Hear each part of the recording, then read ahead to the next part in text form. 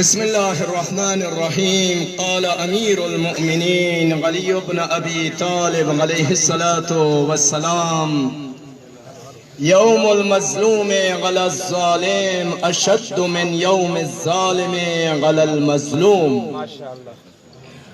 آغا ورز مظلوم خپل انتقام ظالم نخلی غب سخت ورز وی اغ ورزنا سکم ورز باندې ظالم مظلوم باندې ظلم کوي. نن دی کوهاٹ سرزمین باندې د دو عاشورایی و کربلایی مؤمنینو پاک وینا تعالی شوی دی. امتا نن دلته جمع شویو د دې لپاره څه هغو شهیدانو ته خراج تحسین ویو، ویل څه هغو هغې قافلې کې شامل شولو څه کومه قافله کربلا نه شام طرف ته روانه دی.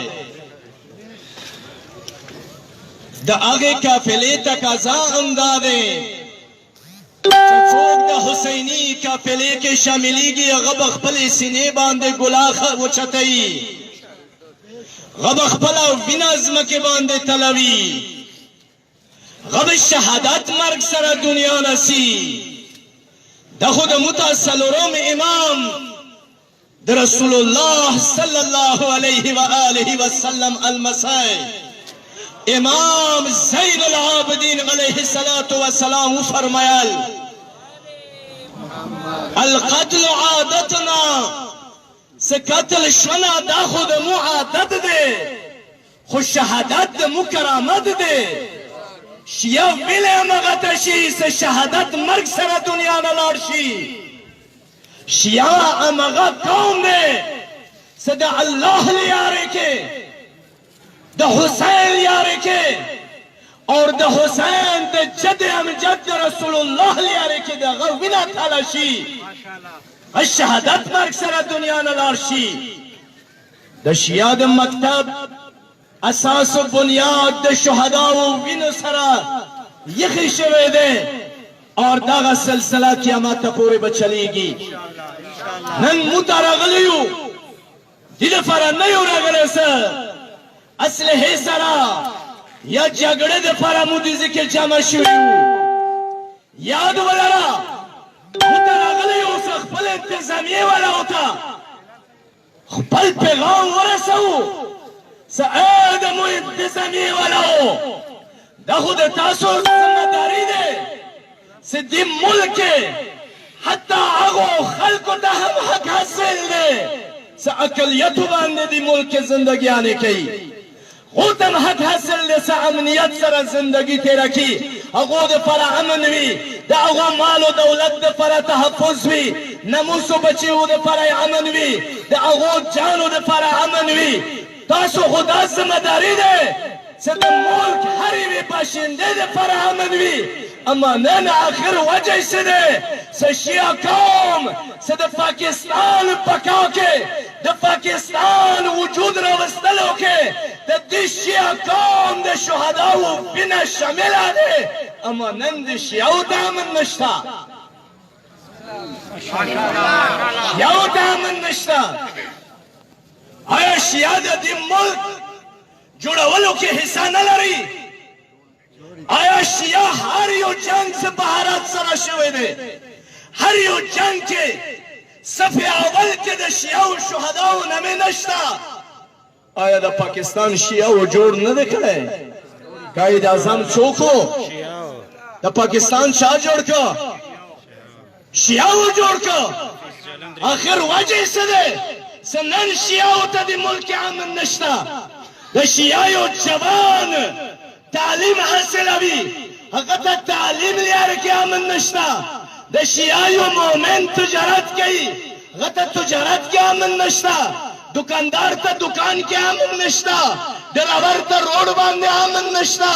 استاد تا اسکول کی امن نشتا، سیاسی تا کرسی باندې امن نشتا، دانشمند تا امن نشتا، یو شیعه تا امن نشتا. آخر وجه سده آیا وجه داده سده شیعه سکوم عقیده ده س علی منی حسین منی اور ده رسول الله اوامر باندې عمل کوي، فقط ده شیعه قصور اور جرم امداده دی وجه شیعه و تا امن نشتا. لبیک یا حسین، لبیک یا حسین، لبیک یا حسین، لبیک یا حسین، لبیک یا حسین، لبیک یا حسین. شیعه خو آغا غیور قوم دے سے اہل سنت برادرانو باندې کہ فلسطین کے ظلمنا شوی دے نو شیعه لار کہ کشمیر کے دے مو اہل سنت اڑولو مسلمانانو باندے بہرات ظلم تاغوت حکمران ظلم کرے دے شیعه لار دے خپل وینه اطلاع کړی دے سے کومزی کے دے مو مسلمان ورونو باندې ظلم شوی دی، شیعه خپل आवाज اوچت کړی دی چې دا د ما ورور نه دی بلکې دا د ما جان دی، دا د ما جگر دی، خپل مسلمان ورور نه دفاع کړی دی. اما نن د شیعه وینه تلیږي، د مو مسلمان ورونه ورته سترګې غړوي، خاموشي اختیاروي. ماشاءالله ماشاءالله. آیا شیعه د ملک ده زندگی حق نلری؟ آیا شیعه د خپل حق و حقوق غوښتلو حق نلري؟ مو دې دپاره راغلی یو دې ځای کې مو راغلی یو غواړو چې خپل پیغام ورسوو، انتظامیه ورته توجه ورکړو. که مو جګړې پاره راغلی وای مو بیا خالي لاسه سوچ مې شته د خبرې ته که مو جګړې پاره راغلی وای یا بدامني پاره راغلی وای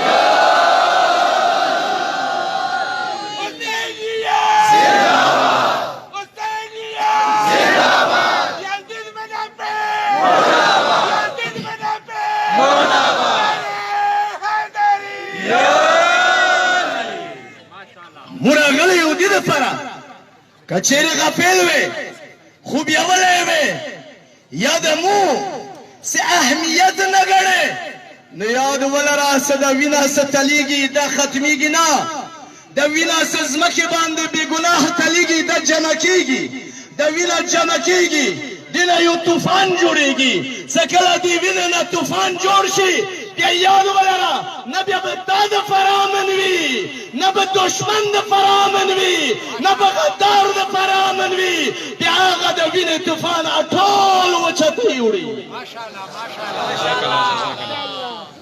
دا وینه خاموشیږي نه، دا د بېګناهو وینه دی، دا د شهداو وینه دی، دې باندې دنیا ګواه دی. څه کربلا کې 72 شهیدان شولو، اما نن پورې د هغه 72 شهداو د وینې دا اثر دی چې تمام دنیا کې حسین حسین غږونه ده کېږي.